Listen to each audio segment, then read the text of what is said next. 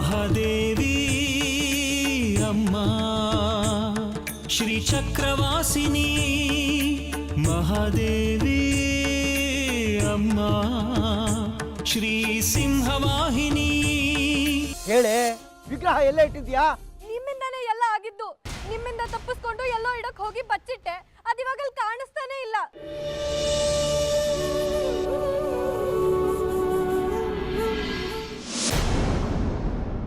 ಓಡೋ ಬಂಗಾರಿ. ಇದನ್ನ ಒಂದ್ ಕಡೆ ಸೇರಿಸ್ಬಿಟ್ರೆ ನನ್ ಚಪ್ಪಲಿ ಕಾಯಕ್ ಹೋಗ್ಬೋದು. ವಿರೂಪಾಕ್ಷ ಶಾಸ್ತ್ರಿಗಳ ಮನೆ. ಏನು ಇದು? ನಿನ್ ಕೋಳಿ ಜಗಳ? ನಿಮಗ್ ಹೇಳೋ ಅಂತ ವಿಚಾರ ಅಲ್ಲ ಬಿಡಿ. ಇನ್ಮೇಲೆ ನೀನ್ ಬಾಯಿ ಮುಚ್ಕೊಂಡು ಸುಮ್ಮನೆ ಇರು. ನಾನೇ ಎಲ್ಲ ಮಾತಾಡ್ತೀನಿ. ಇರೋ, ಅವ್ರು ಒಳ್ಳೆಯವರು, ಅವ್ರಿಗೆ ತೋರ್ಸೋಣ. ಬಿಡು, ಬಾ. रे पाप ग पद स रे पाप ग ग दा द पद स रे गरि स द प स द प ग द प ग रे रे ग पद स रे ग पद स रे ग पद रे ग पद स. ಪೆದ್ರಾಮಿ ನೀನು.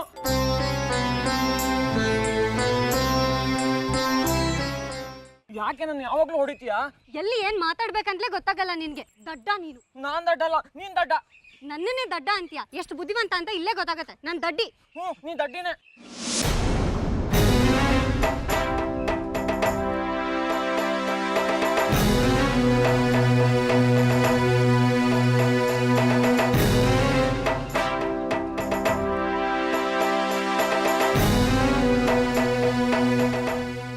ನೋಡಿ, ನಾನು ನಿಮ್ಗೆ ಯಾವ ತೊಂದರೆನೂ ಕೊಡೋದಿಲ್ಲ. ನಾನು ವಂಚಕ ಅಲ್ಲ. ಒಂದೇ ಒಂದ್ಸಲ ವಿಗ್ರಹ ನೋಡಬೇಕು. ದಯವಿಟ್ಟು ತೋರಿಸಿ. ನಿಮಗೆ ಯಾಕೆ ತೋರಿಸ್ಬೇಕು? ಇದನ್ನ ನಿಮಗ್ ತೋರಿಸಿದ್ರೆ ನೀವು ಇದ್ರ ಮೇಲೆ ಆಸೆ ಪಡ್ತೀರಾ. ಆಮೇಲೆ ಆ ಜಗ್ಗಿ ಅವ್ರು ಹೇಳ್ದಾಗೆ ದುಡ್ಡಿನ ಆಸೆ ತೋರಿಸ್ತೀರಾ. ನಿಮ್ ಸಹವಾಸವೇ ಬೇಡ. ನಾನ್ ತೋರ್ಸಲ್ಲ ನಿಮ್ಗಿದನ್ನ. ಹಾಗನ್ಬೇಡ. ನಾನು ಇದನ್ನ ನೋಡ್ಬೇಕು ಅನ್ನೋದಕ್ಕೆ ಕಾರಣ ಇದೆ. ತೋರಿಸ್ಬಹುದು ಕಣೆ. ನೋಡ್ಮೇಲೆ ಅವ್ರು ನಮ್ಗೆ ಸಹಾಯ ಮಾಡ್ಬೋದು. ಸುಮ್ನೆ ಇರೋ. ನೋಡಿದ್ಮೇಲೆ ಅವ್ರು ಇದನ್ನ ಎತ್ಕೊಂಡು ಹೋಗಲ್ಲ ಅಂತ ಹೇಗೋ ನಂಬೋದು. ನಾನು ಇದನ್ನ ಎತ್ಕೊಂಡು ಎಲ್ಲಿಗೆ ಹೊರಟೋಗ್ಲಿ? ಜೀವನದಲ್ಲಿ ಎಲ್ಲ ಅದನ್ನು ತೊರೆದಿರೋ ನಾನು, ನನಗೆ ಮೋಹ ಹುಟ್ಟಿದೆಯೇ? ಅದರಲ್ಲೂ ದೇವ್ರನ್ನ ಕದಿಯೋನಲ್ಲ. ನಾನು ಇದನ್ನ ನೋಡಲೇಬೇಕು ಅಂತ ಅನ್ನೋದಕ್ಕೆ ಒಂದು ಕಾರಣ ಇದೆ. ಕೊಡಿ ಇಲ್ಲಿ. ಇಲ್ಲ, ಕೊಡೋದಿಲ್ಲ ನಾನು. ನೋಡಮ್ಮ, ಇದು ನಾನು ಅಂದ್ಕೊಂಡಿದ್ದ ವಿಗ್ರಹನೇ ಆಗಿದ್ರೆ ಇದ್ರ ಹಿಂದೆ ಒಂದು ಕಥೆ ಇದೆ, ಅದಕ್ಕೊಂದು ಇತಿಹಾಸ ಇದೆ. ಅದಕ್ಕೆ ಕೇಳ್ತಾ ಇದ್ದೀನಿ.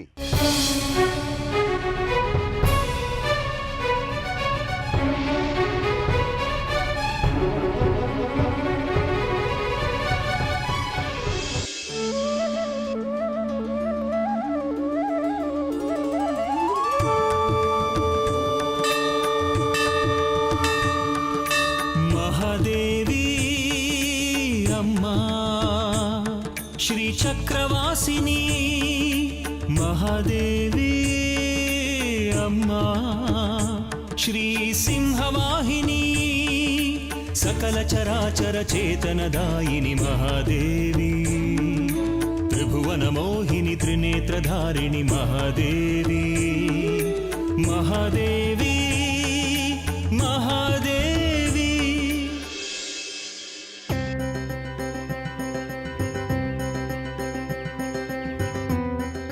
ಏನ್ ತಾಯಿ, ಒಂದು ಕ್ಷಣ ಕಾಣ್ತೀಯ, ಮತ್ತೊಂದು ಕ್ಷಣ ಹಾರ್ತೀಯ. ಯಾವಾಗ ಎಲ್ಲೆಲ್ಲಿ ಇರ್ತೀಯ ಅಂತಲೇ ತಿಳಿಯೋದಿಲ್ಲ. ಇದನ್ನ ಯಾರು ತಿಳಿಯೋಕ್ಕಾಗಿಲ್ಲ. ಈಗ ಸಿಕ್ಕಿದ್ದೀನಲ್ಲ, ಸಮಯ ವ್ಯರ್ಥ ಮಾಡ್ಕೋಬೇಡಿ. ವಿಷಯ ಹೇಳಿ. ನೀನು ಹೇಳ್ದಾಗೆ ನದಿ ಹತ್ರ ನೀರ್ಗಳ್ರು ಸಿಕ್ಕಿದ್ರು. ಅವ್ರನ್ನ ಹೆದರಿಸಿ ಗದರಿಸಿ ಮಣ್ಣಿನ ಹೆಂಟೆ ಕೇಳಿದೆ, ಕೊಟ್ಟರು. ಅದಕ್ಕೆ ಪ್ರತಿಯಾಗಿ ನೀನು ಕೊಟ್ಟ ಕೈದಾರ ಕೇಳಿದ್ರು. ಮಣ್ಣಿನ ಹೆಂಟೆ ಖರೀದಿ ಮಾಡೋದಕ್ಕೆ ಗೇಣುದ್ದ ದಾರ ಕೊಟ್ಟರು. ಅದಕ್ಕೆ ಯಾವ ಬೆಲೆ, ಇದಕ್ಕೆ ಯಾವ ಬೆಲೆ? ಅವರವರ ಯೋಗ್ಯತೆಗೆ ಅವರವರು ಕಟ್ಟೋ ಬೆಲೆಗಳಿರುತ್ತೆ. ಏನೋ ಈ ವ್ಯವಹಾರ ಧರ್ಮ ನನಗೆ ಅರ್ಥ ಆಗ್ತಾ ಇಲ್ಲ. ನನಗೊಂದು ಪ್ರಶ್ನೆ ಕಾಡ್ತಾ ಇದೆ. ಸಂದೇಹಗಳನ್ನ, ಪ್ರಶ್ನೆಗಳನ್ನ ಮನಸ್ಸಿನಲ್ಲಿ ಇಟ್ಕೋಬಾರ್ದು. ಮುಂದೆ ಅದೇ ಗೂಡು ಕಟ್ಟಿ ದೊಡ್ಡದಾಗಿ ಮನೋರೋಗಕ್ಕೆ ದಾರಿಯಾಗತ್ತೆ. ನಿಮ್ಮ ಪ್ರಶ್ನೆ ಏನು ಅಂತ ಕೇಳಿ. ಅಲ್ಲಿ ನೀರ್ಗಳ್ರು ಬರ್ತಾರೆ ಅಂತ ನಿನಗೆ ಹೇಗೆ ಗೊತ್ತಿತ್ತು? ಅವ್ರ ಕೈಯಲ್ಲಿ ಮಣ್ಣಿನ ಹೆಂಟೆ ಇರುತ್ತೆ ಅನ್ನೋದು ನಿನಗೆ ಹೇಗೆ ಗೊತ್ತಿತ್ತು? ಇದು ಅವಧೂತರಿಗೂ ನಿಲುಕದ ಪ್ರಶ್ನೆ. ತಿಳ್ಕೊಳ್ಳೇಬೇಕಾ ಉತ್ತರವನ್ನ? ಅಷ್ಟೊಂದು ಹಠಾನ?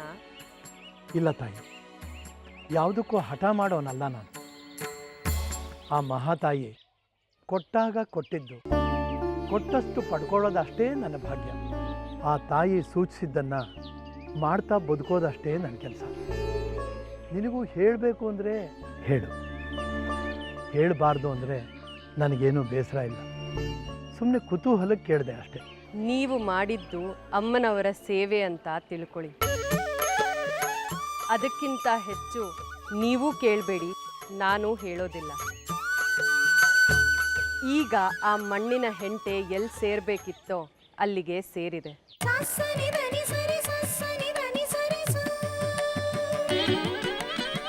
ಸನಿ ಧನಿ ಸರಿ ಸನಿ ಧನಿ ಸರಿ ಧನಿ ಸನಿ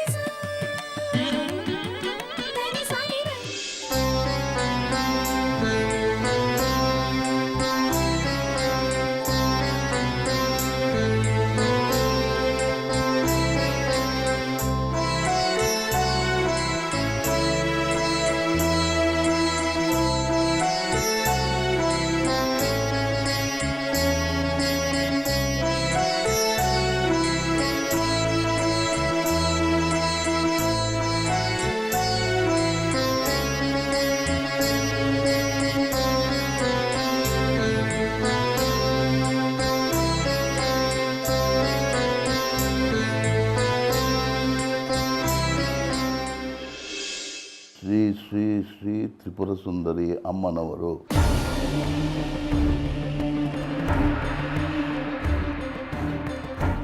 16ನೇ ಶತಮಾನ. ಕೊಡುಗೆ ಶ್ರೀ ರಾಜ ಮಧುಕೇಶ್ವರ.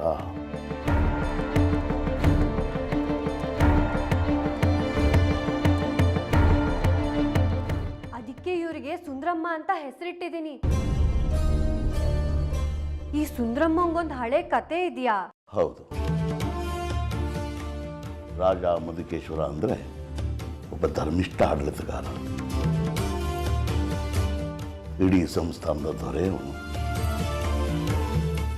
16ನೇ ಶತಮಾನ ಅಂದರೆ ಸುಮಾರು 400 ವರ್ಷಗಳ ಹಿಂದಿನ ಕಥೆ ಇದು. ಹೌದಾ? ಏನಾಗಿತ್ತಾಗ? ಈ ಪುಸ್ತಕದಲ್ಲಿ ಇದರ ಕಥೆ ದಾಖಲಾಗಿದೆ.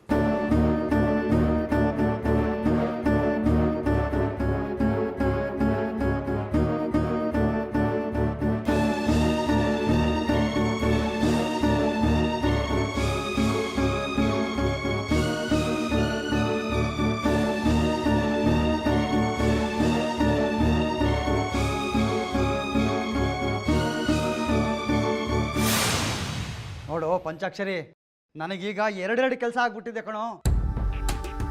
ಒಂದು, ಸುನೀತಾ ಮಗು ಹಳಿದೇ ಇರೋ ಹಾಗೆ ತಡಿಬೇಕು. ಅದೇನಾದರೂ ಹುಟ್ಟಿದ್ರೆ ನಮ್ಮ ಅಮ್ಮನ ತಲೆ ಉರುಳುತ್ತೆ ಕಣೋ. ಹಾಗಾಗೋದಕ್ಕೆ ಬಿಡಲ್ಲ ನಾನು. ಅದಕ್ಕೋಸ್ಕರನೇ ನೋಡಿಲ್ಲಿ ಕಾಡ್ಗೋಗಿ ಸೊಪ್ಪು ಕಿತ್ಕೊಂಡು ಬಂದಿದ್ದೀನಿ. ಇದನ್ನು ಹೇಗಾದರೂ ಮಾಡಿ ನನ್ನ ಹೆಂಡತಿ ಹೊಟ್ಟೆ ಸೇರೋ ಹಾಗೆ ಮಾಡಬೇಕು. ತಥಾಸ್ತು. ವಿಜಯೀ ಭವ, ದಿಗ್ವಿಜಯೀ ಭವ. ಆಶೀರ್ವಾದ ಮಾಡಿದ್ದೀನಿ. ನೀನು ಅಂದ್ಕೊಂಡ ಕೆಲಸ ಆಗತ್ತೆ. ಎರಡನೇ ಕೆಲಸ ಏನು? ಈ ಸೊಪ್ಪು ತರೋವಾಗ್ಲೇ ಜಾಜಿನೂ ಬಂಗಾರಿ ವಿಗ್ರಹ ಹಿಡ್ಕೊಂಡಿದ್ದು ನೋಡಿದ್ದು. ಈಗ ಜಾಜಿ ಕೈಗೆ ಸಿಕ್ಕಿರೋ ವಿಗ್ರಹ ನಮ್ಮ ಕೈ ತಪ್ಪೋಗ್ಬಾರ್ದು. ಹೇಗಾದರೂ ಮಾಡೋದನ್ನು ಕಿತ್ಕೋಬೇಕಣೋ. ಅದನ್ನು ನನ್ನ ಗೆಳೆಯ ಮೈಯಾಡಿ ಜನ್ನನಿಗೆ ಮಾರಿ ಹಣ ಮಾಡ್ಕೋಬೇಕು. ಸದ್ಯಕ್ಕೆ ನನ್ನ ಹೆಂಡತಿ ವಿಷಯದ ಕಡೆ ನಾನು ಗಮನ ಕೊಡ್ತೀನಿ. ನಾನು ಬರೋವರೆಗೂ ನೀನು ದೇವಸ್ಥಾನದ ದಾರಿಲೇ ಇದ್ದು ಆ ಜಾಜಿ ಬಂಗಾರಿ ಎಲ್ಲಿದ್ದಾರೆ ಅಂತ ಹುಡುಕು, ಅವರನ್ನೇ ಹಿಂಬಾಲಿಸು. ಅವರು ಎಲ್ಲಿ ಹೋಗ್ತಾರೆ ಅಂತ ತಿಳ್ಕೊಂಡಿರು. ನಾನು ನನ್ನ ಕೆಲಸ ಮುಗಿಸಿ ಬಂದ ಮೇಲೆ ಮುಂದಿನ ವಿಗ್ರಹದ ಕೆಲಸಗಳನ್ನು ಮಾಡೋಣ. ಸರಿನಾ? ಆಗಲಿ ಆಟೋ ರಾಜ, ನಮ್ಮ ಅಪ್ಪನೇ ಅಂತಲೇ ಆಗಲಿ.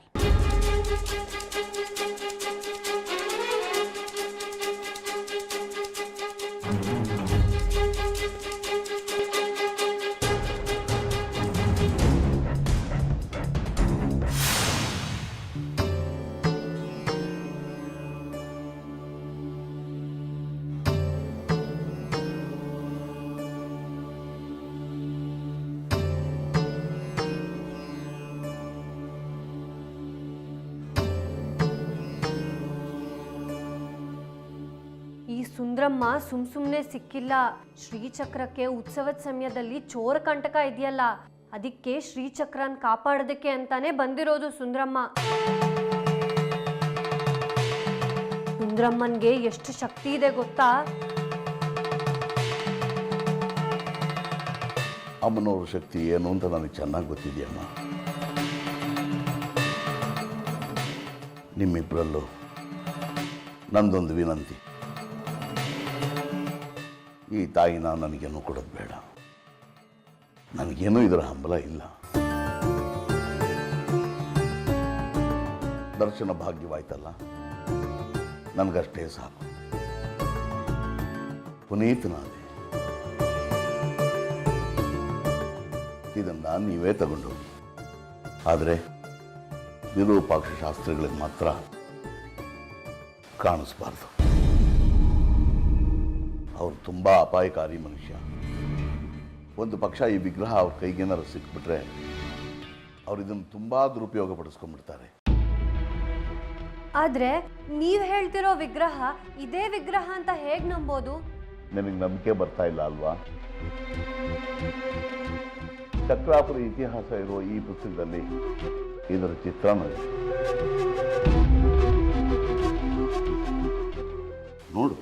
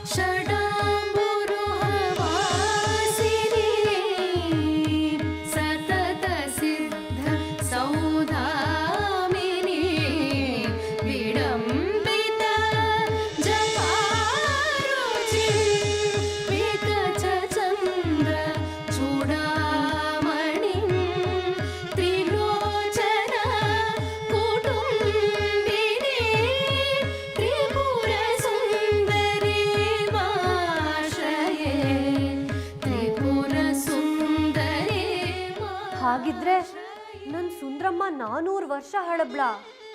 ನನ್ ಸುಂದ್ರಮ್ಮನ್ ಕತೆ ಏನು ಅಂತ ಹೇಳಿ. ಈ ಪುಸ್ತಕದಲ್ಲೇ ಇದಕ್ಕೆ ಸಂಬಂಧಪಟ್ಟ ದಾಖಲೆಗಳೆಲ್ಲ ಇದೆ. ಹೇಳ್ತೀನಿ, ಕೇಳಿಸ್ಕೊಳ್ಳಿ.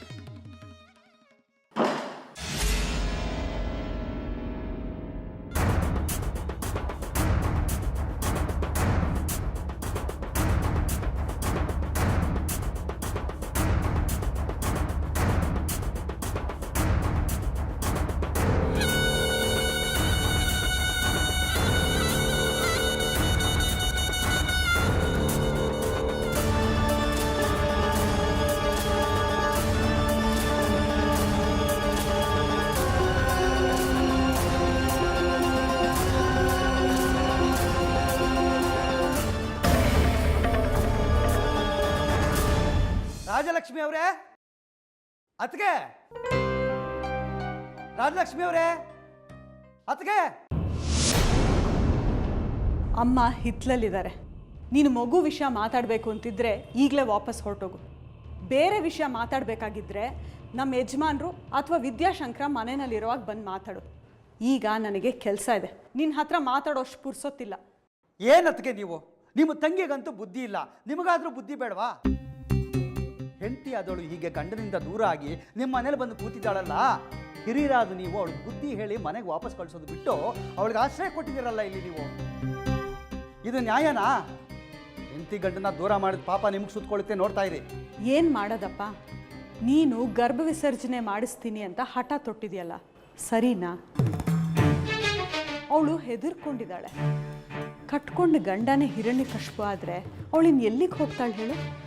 ಏನೋ ಕೆಟ್ಟಗಳಿಗೆ ಯಾರ್ಯಾರು ಏನೇನೋ ತಲೆಗೆ ತುಂಬಿಟ್ರು ಹಾಗೆ ಮಾಡಿಬಿಟ್ಟೆ. ನಾನು ಮನುಷ್ಯ ಅಲ್ವಾ ಅದಕ್ಕೆ? ಯಾವ ತಂದೆ ತಾನೇ ತನ್ನ ಮಗುನ ಕೊಲ್ಲೋದಕ್ಕೆ ಇಷ್ಟಪಡ್ತಾನೆ ಹೇಳಿ?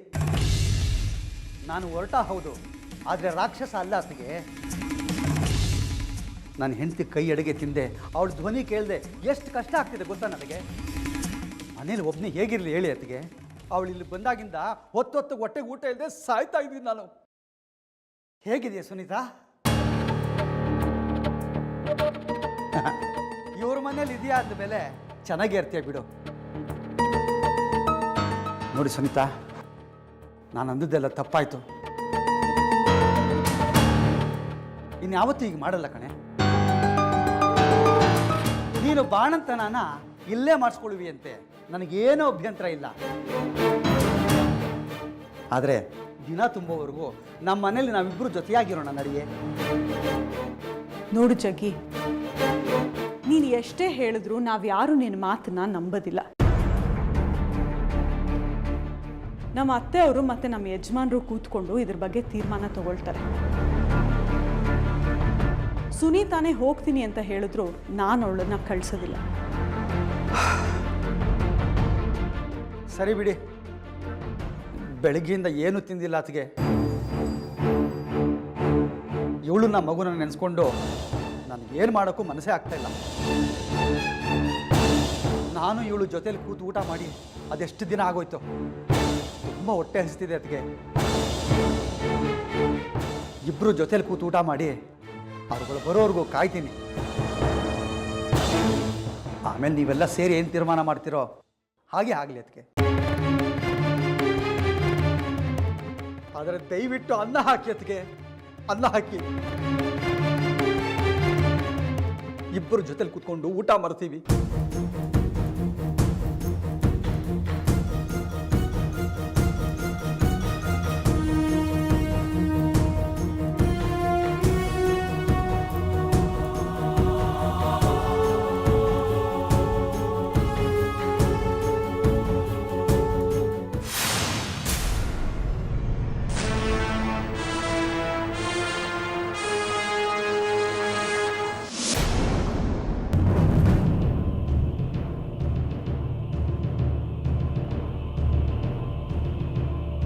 ಯಾಕ್ರಿ ದೇಶಕ್ರೆ ಗಾಬರಿಲಿದ್ದೀರಾ?